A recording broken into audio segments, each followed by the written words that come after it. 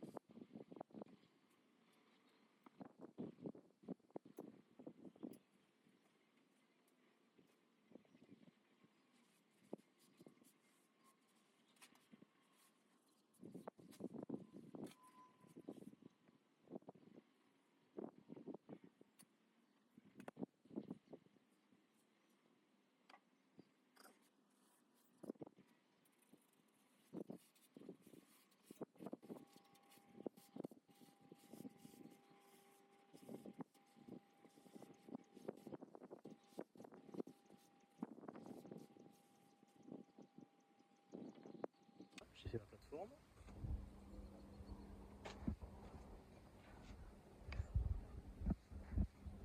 Complète.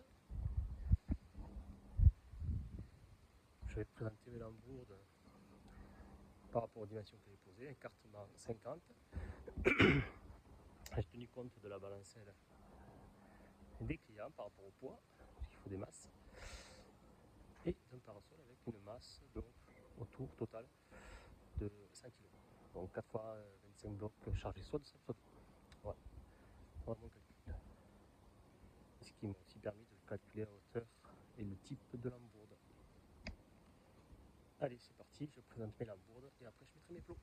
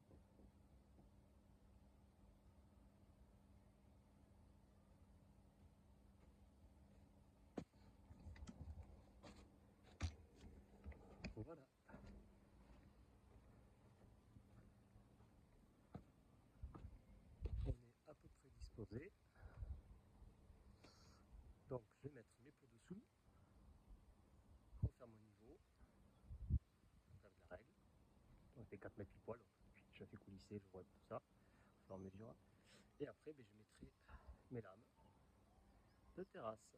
Et d'abord, ça y est, les lamourdes sont placées, à peu près 50 entre chaque. Je vais mettre les plots, la règle, donc qui est pile poil 4 mètres, on a vu, le niveau, et je vais mettre tous les plots sous les lambourdes. Donc j'ai déjà marqué des repères sur certaines lambourdes pour mettre ma règle, pour les 50, pour arriver. Donc là on va placer à peu près 100 plots. Donc voilà, allez, c'est parti. Donc petite chose que je rajoute des fois, quand j'ai un peu trop de hauteur de sable ou autre, je vais rajouter donc des bases en béton. En fait, c'est sur les chantiers que quand il me reste des choses, que je fais des dallages comme ça.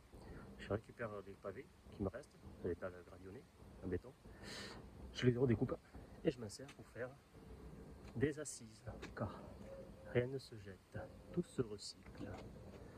Donc voilà. Donc je me mets sur un certain endroit, style je sais aussi que les gens remettent la table, donc je déterre la balancelle. Je vais rajouter ça, parce que j'aurai un peu de hauteur. Donc ça, ce sera ma base pour mon plot. Donc sable, ça, on va les gravillonner, ça fait une bonne empreinte. Et le plot.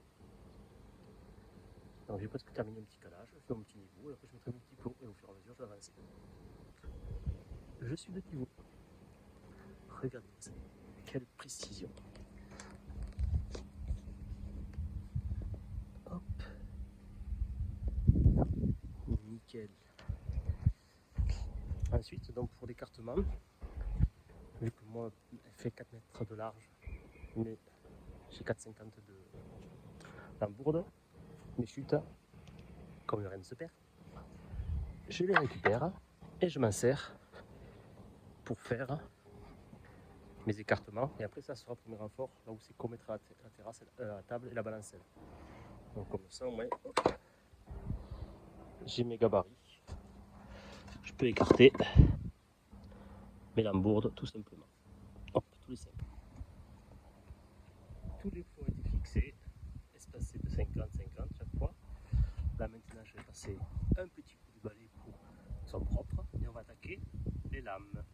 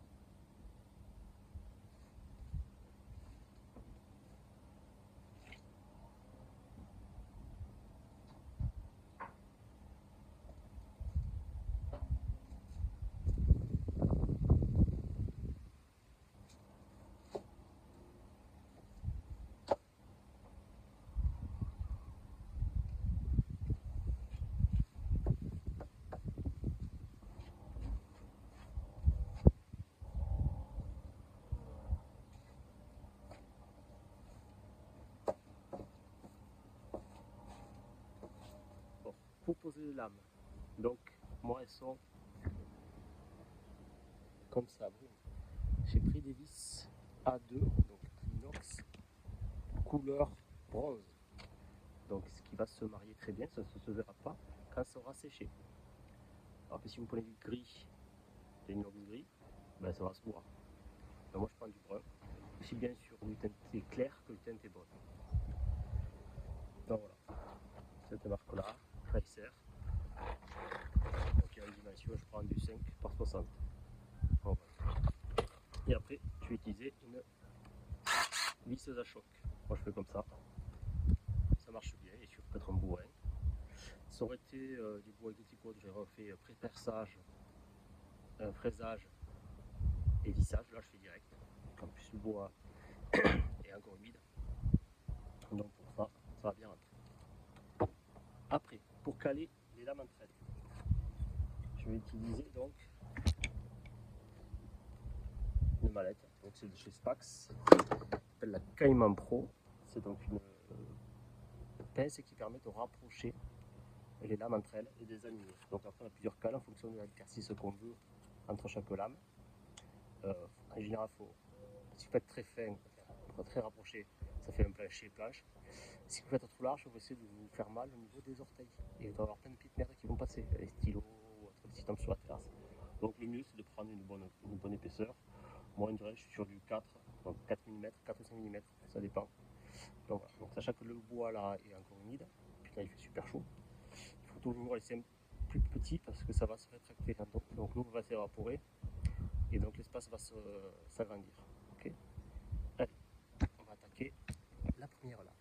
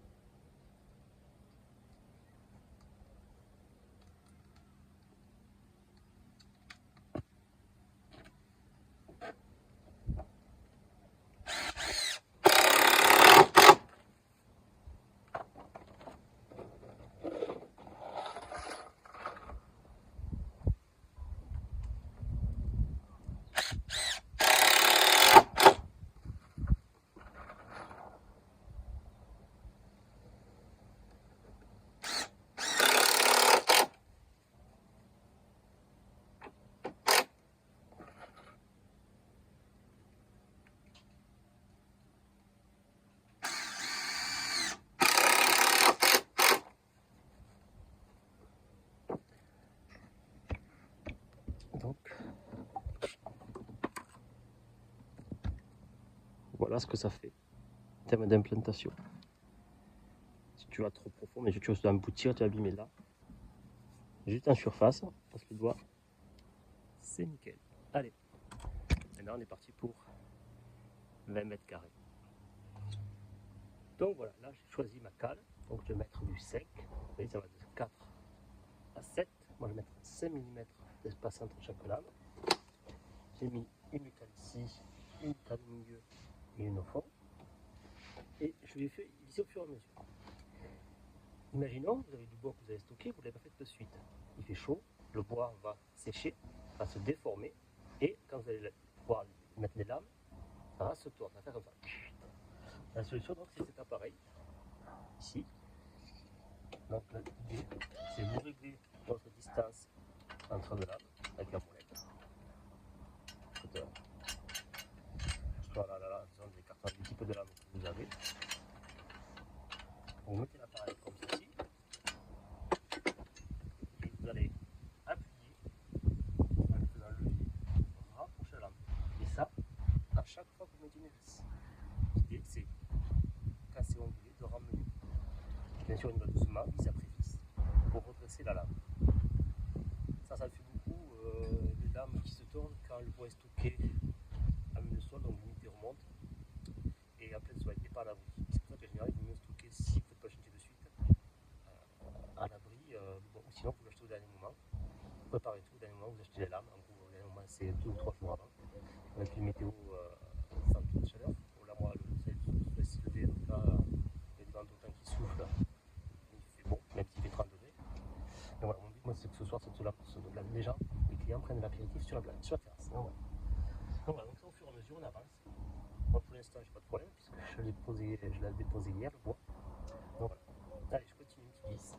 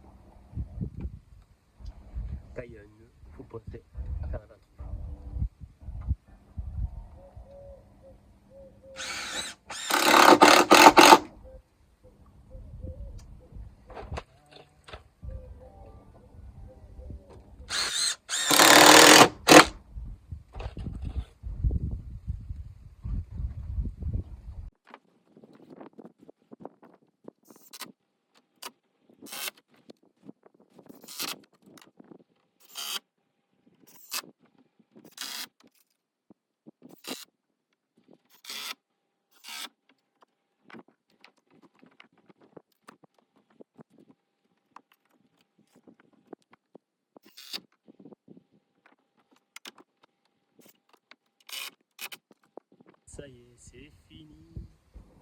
La terrasse est terminée. Il est 17h. Donc le client pourra remettre son sang de jardin qu'il avait sous sa bâche pour s'installer ce soir pour l'apéro. Ah voilà, terrasse de 22 mètres carrés. En classe 4, teintée brune.